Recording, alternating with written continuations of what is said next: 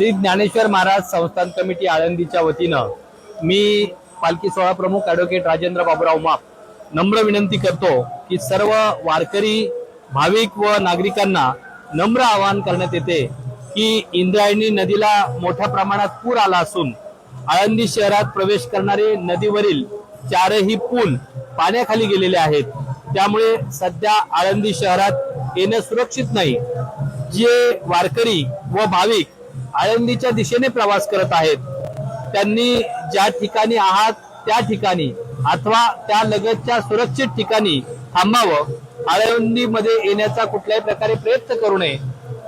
या ठिकाणी पुराची परिस्थिती पाहता आळंदी देवस्थाननं योग्य त्या सर्व दक्षता घेतलेल्या आहेत। महसूल प्रशासन असेल, पोलीस प्रशासन असेल, भाविक भक्त असेल, यांना नम्र आवाहन करण्यात येत आहे की आपण ज्या ठिकाणी असाल त्या ठिकाणी सुरक्षित थांबावं।